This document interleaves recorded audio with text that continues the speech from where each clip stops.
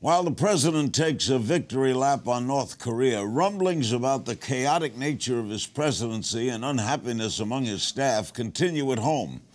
An article in Sunday's New York Times quotes Chief of Staff John Kelly calling the White House a miserable place to work and reports that he's questioning how much longer he and other staffers can go on working for this president. Let's talk about all this with Chris Whipple, award-winning journalist, author of the New York Times bestseller, The Gatekeepers, How the White House Chiefs of Staff Define Every Presidency. And that has now been out in paperback, including a new chapter on the Trump presidency. He joins us from New York. In terms, Chris, of how the Trump White House operates and the Trump presidency is being defined, what do you take away from the Singapore summit? Well, you know, it's the latest example of how this is a president for whom process and discipline are anathema. You know, Chris Hill, the former negotiator, described this as speed dating, you know, the walk up to the actual summit. Somebody else said that, well, no, maybe it was more like internet dating, where the guy who shows up is shorter than he looked in his picture. But in any event, it was absolutely unprecedented. Clearly, you know, none of the details had been worked out. And at the end of the day, you had the President of the United States giving an awful lot away in return for, quite frankly, an empty pledge. It's just not clear what denuclearization would be. It's not clear how we would ever get there. And it frankly looks like a gaudy photo op, but all of the difficult details lie ahead. Were you surprised at what happened at the G7 summit? Yes and no. I mean, this is Donald Trump as a human wrecking ball. That's been his style, and it certainly, you know, look, it worked for him on the 26th floor of Trump Tower. It worked for him in the campaign. I don't think it serves him well as president. And again, to go back to my area of expertise, I just think that Donald Trump desperately needs his own version as chief of staff of a James A. Baker III, somebody who can walk into the Oval Office, close the door, and tell him hard truths. And one of those truths would be, these are our closest allies. This does you no good whatsoever. You know, hold your fire instead of attacking Justin Trudeau in a fit of pique on Air Force One. You've had harsh things to say about John Kelly's performance as chief of staff in the past. What do you make of the New York Times report that he's called the White House a miserable place to work? Well, I guess we should take his word at it for it. You know, remember when he said that taking the job might have been God's punishment? Leon Panetta told him to go out and buy a big bottle of scotch right at the beginning. It's a thankless, tough 24/7 job, even in the best of circumstances. This is a difficult challenge for any chief of staff, in fairness to Kelly. But I do think he's failed not only to manage up with Donald Trump, but to some extent he's failed to manage down.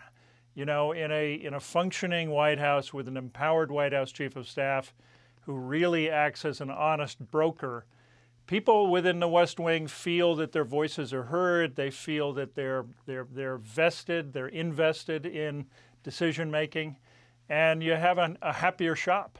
Turnover in this White House is among the highest in modern history. The former chief strategist Steve Bannon says this is how Trump governs, and this is his superpower: drama, action, emotional power. How do you react to that? You know, it works in the campaign, and maybe it worked on the 26th floor of Trump Tower, as I suggested before. It doesn't work in the White House. You can't really run the White House effectively without empowering a White House chief of staff to execute your agenda and tell you, most importantly, tell you what you don't want to hear.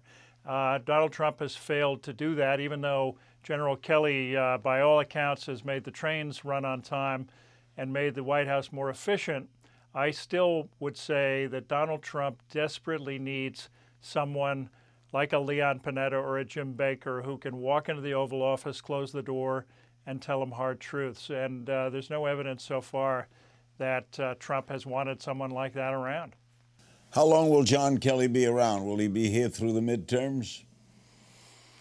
That's a great question, Larry. I don't have a crystal ball. I think this is kind of like a bad marriage where the partners have agreed to kind of muddle through for a while.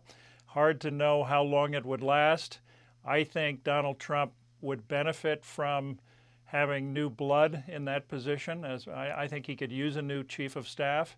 But so far, I think Trump is willing to muddle through. I'm not sure that he has anybody else in mind, and not easy to find another Jim Baker or Leon Panetta to step into that role. Someone you'd recommend? I can't give you a name, Larry, because it's, as I say, those guys are few and far between, so it's hard to imagine. But I think that he needs to find somebody, as I've said before, who is grounded, who's comfortable in his own skin, who's been around the block, and who can tell him hard truths. And that's a tall order. In the last weekend before the election between Bill Clinton and George H.W. Bush and our good friend from Texas, I was on the phone with Jim Baker and President Bush, and we had set up, we were interviewing Bill Clinton on Friday, and we were interviewing Ross Perot on Monday. And the question was, did Bush want to do Thursday or Saturday? And Jim Baker ran that phone conversation.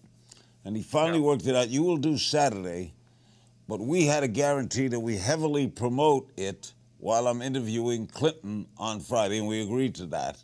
But you could tell that he was in control.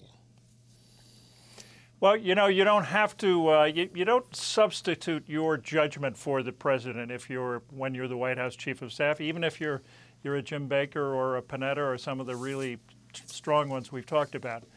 But a good White House chief of staff can tell, he can sense when the president is doing things that hurt his agenda. And when the president does that, then it's the chief's job to step in and save the president from himself, in effect. And nobody was better at that than Jim Baker.